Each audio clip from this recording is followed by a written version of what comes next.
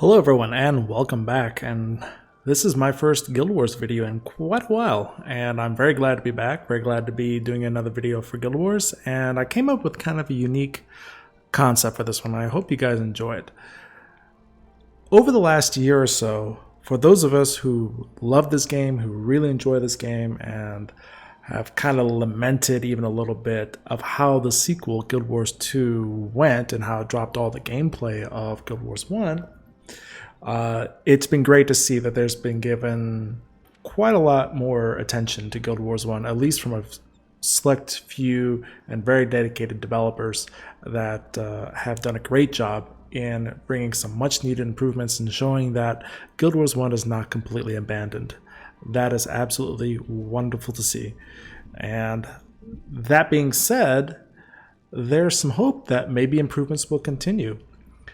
Earlier this year, ArenaNet announced that they had laid off a significant number of people. Somewhere near or close to near 50% of their workforce. That is very telling. That says a lot, actually, about the state of the situation inside ArenaNet and how Guild Wars can factor into that. Apparently what has happened was that there were several projects, one of them we know being mobile, that didn't turn out the way they were expected to turn out. The quality wasn't as high, and there's a strategic decision made on the part of ArenaNet and probably also on NCSoft to change direction of the company. And it looks like part of that direction is focusing down on Guild Wars 2, and maybe, just maybe, Guild Wars 1. We don't know, but let's put some ideas out there. So this is what I have. There are 5 ideas that I want to put forward that could be small improvements to Guild Wars, which I don't think are outside the realm of possibility, that would really improve the game, as well as even to enlarge it and help get a much larger thriving community in this game. There's a very dedicated community for the game right now, but to actually put it back on the map as a real MMORPG. The game looks absolutely beautiful. Even now, again, it released in 2005, the game still looks very high-end, actually. Of course, you can still see, kind of sharper edges and things. That's to be expected. But for a game that's essentially 14 years old at this point, this is still very impressive. So here are the rules of the 5 things that I think can be done to improve Guild Wars. First of all, let's recognize that the creative staff, the artists, the sound engineers, the composers, the level designers, the AI people, they have all been completely reassigned to Guild Wars 2. And that makes sense. That's their active product. So for my ideas, I made sure that there were no new art assets, no new music, no new levels, no new creatures or anything. Nothing that would require a new artistic and programming team in order to implement into the game. These are things that will deal with assets already in the game that can be done either inside the client or on the server side, but will be in the background, kind of like in the machinery, so to speak, that would present new options and that I think could be implemented. And I really hope to see this happen. Okay, so number 5. Redo skills that are no longer used. So there are a certain set of skills in the game that are either completely obsolete or not used anymore, and they need to be revamped. Now, I know the 2 developers, I think 2 or 3, that are actively working on Guild Wars 1, they don't want to touch the skill balancing of the skills themselves at this point, but some of these skills, they are completely useless. And I don't think it will hurt to tinker with them a little bit and try to make them more valuable. Here in the Monk class, I got the list up here. One famous one is Smiter's Boon. Now, Smiter's Boon for PvE is not too bad, but PvP, it got totally eliminated. And one thing they realized when they tried to eliminate Smiter's Boon is they actually could not delete the skills. What they did instead was they increased it to ridiculous proportions for PvP. I think it was like 45 energy, like a minute and a half, recharge time. It was completely useless, basically, and that was done by design. let's retake a look at some of these skills. Let's retake a look at Smiter's Boon for PvP, or let's see here, a no attribute line. There's another one called Light of Dwayna that no one really uses. Okay, it's 25 energy, a 4-second cast time, a 20% cooldown, and returns everyone with 25 health and 0 energy. No one uses this thing, and there's a reason why. There are a lot better resurrection skills in the game now, especially, for example, Sunspear Signet, Resurrection Signet, which is very good, as well as several other skills. Unyielding Aura that became a resurrection skill. No one uses Light of Dwayna. Let's change it up. Instead of saying, all dead parties in the area, let's increase the area, because the area is actually not that big. Let's make it all dead parties within earshot, which is a much larger cone, or area, I should say, to resurrect party members. Maybe give them back 50% life and maybe 10 armor, some residual effect that would make this 25 energy really worth it in comparison to other skills, and try and bring them back on the same level. There are a ton of skills that have this aspect to them that I think wouldn't hurt tweaking with them. It wouldn't hurt to go back and visit them and give us some more options. It's not increasing the skills in the game. It's not bringing in new skills. It's just changing the parameters of the skills that we have. And there's a whole list of them. Light of Dwayna, Smiter's Boon, those are the 2 I've mentioned so far. Resurrect Animal, all the duplicate skills that came in with factions. Maybe you can play with those. So there's a whole slew of those things. Those are very easy. The tools are already there. They just need to be played with, modified, and let us try them out. If they're overpowered, okay, we'll come back and we'll tweak it again. If they're underpowered, let's fix it again. But let's bring some of these skills back and kind of tear up the meta a little bit here. I think it could be interesting.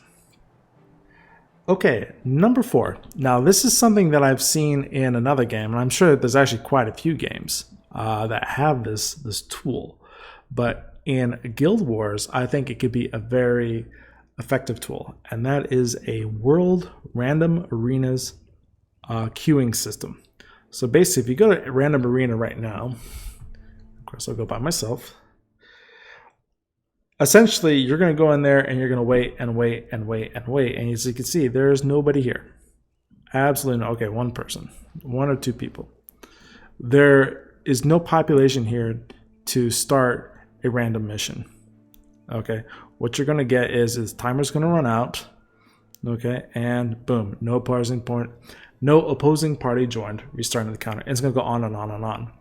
The reason is that this counter only works on Embark Beach, on this RA arena here.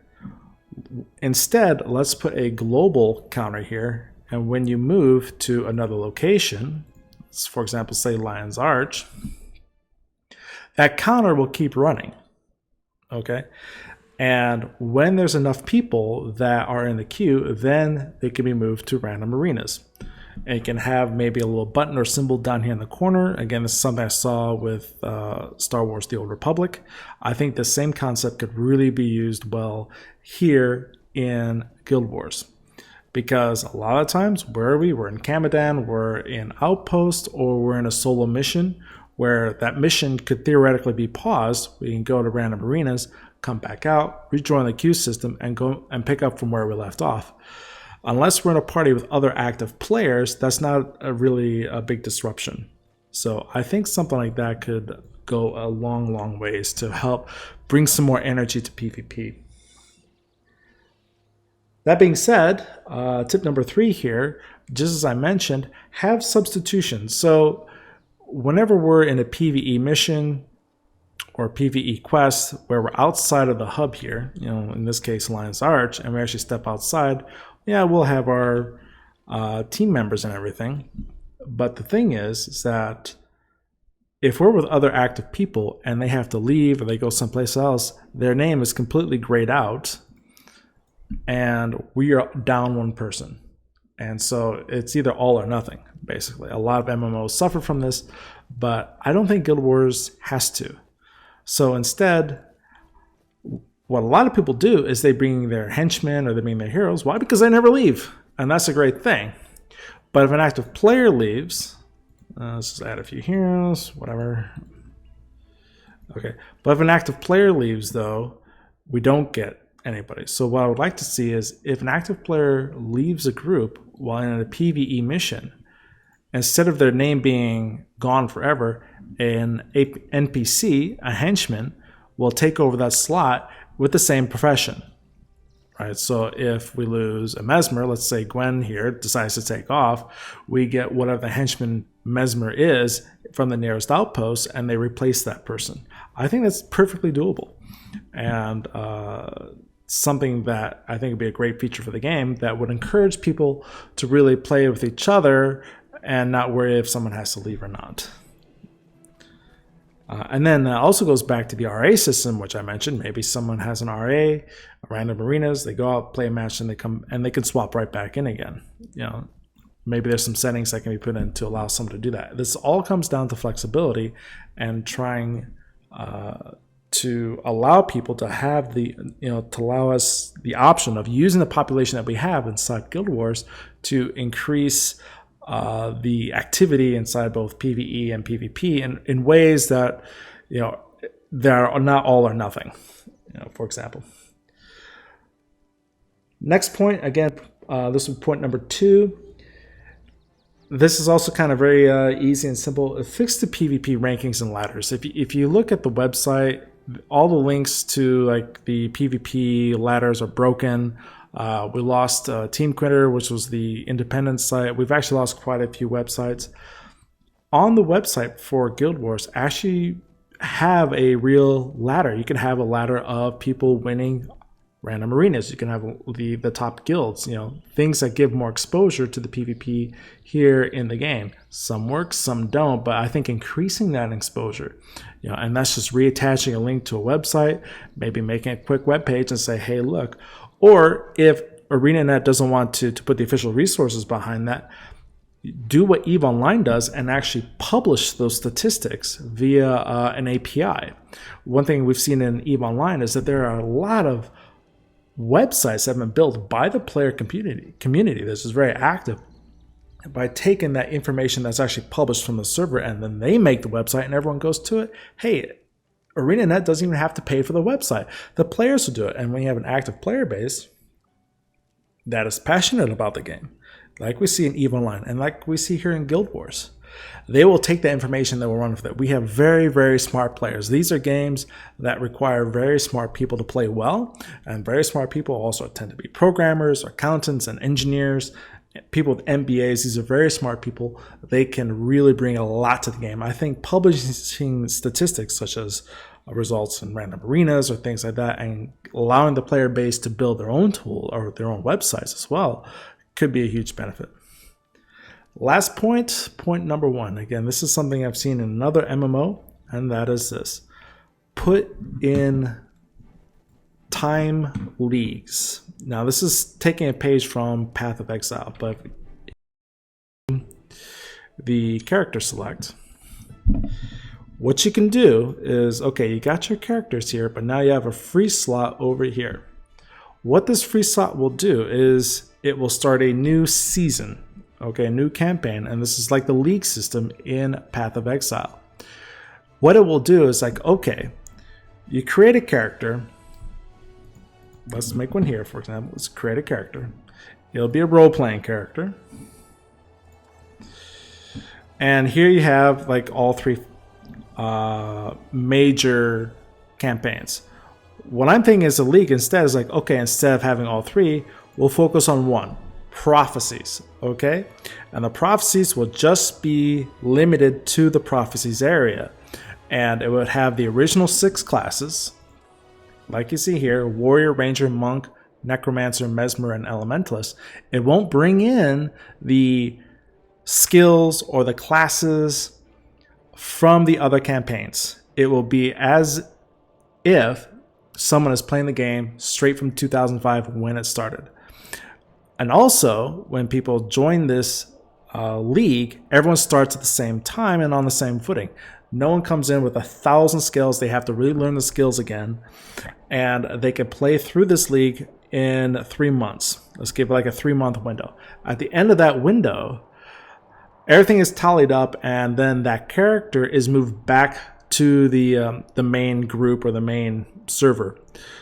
What this will do though, is that, okay, you can put in special rewards. Someone who, completed the main game, they get this.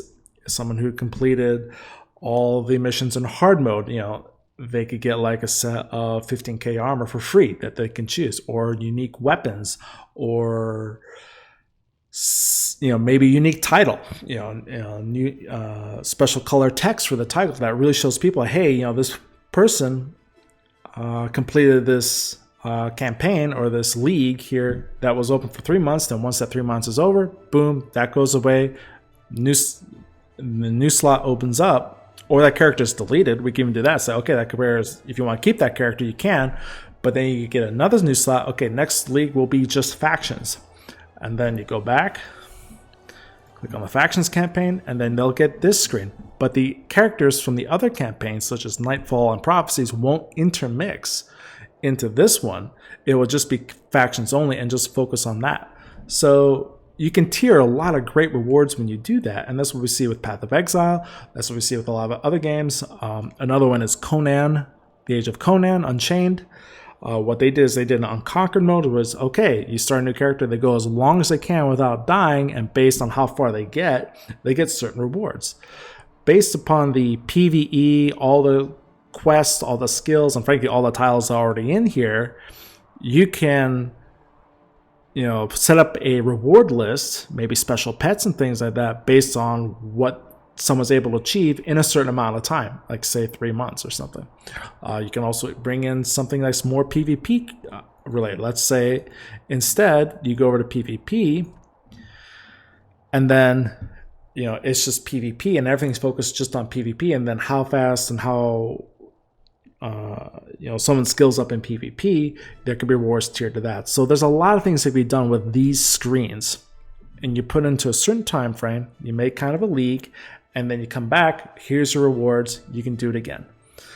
Now, from a business point of view, this could be very, very good for business, because it will encourage people to buy additional character slots so they can play these new leagues, without deleting their characters. Okay, and hey, that's more money in ArenaNet's coffers that doesn't require a whole lot of effort. Just some creative design. Again, we've seen ideas again in Age of Conan, Path of Exile, and I'm sure there are other MMORPGs. Again, same situation. Older RPGs, things that are past their prime. They're not in the main wave of RPGs anymore, and they're coming up with new ideas to stay relevant. And that is what we need to see from Guild Wars. And I think it can take many of those same tactics. Again, imitation is the best form of flattery, and there's a lot of great ideas that are worth imitating. Again, from other MMORPGs that could really, really help Guild Wars. Again, there are no new art assets, there's no new music, there's no new monsters or anything like that. These are just things that we done in the UI, in the server, in the background programming to really spice up the game. So anyways, that's my 5 ideas to help with Guild Wars, to really bring it up and make it more relevant, or just breathe new life into it. I think we can all enjoy new life being breathed into Guild Wars, and I really hope to see that. So anyways, these are my 5 ideas, ladies and gentlemen. Let me know what you think. Write down in the comments below. And again, if you like this channel, feel free to subscribe and like the video, subscribe to the channel, and I'll be glad to make more videos. Thank you very much, guys. I will talk to you soon. Have fun, stay safe, and enjoy playing the game. Take care.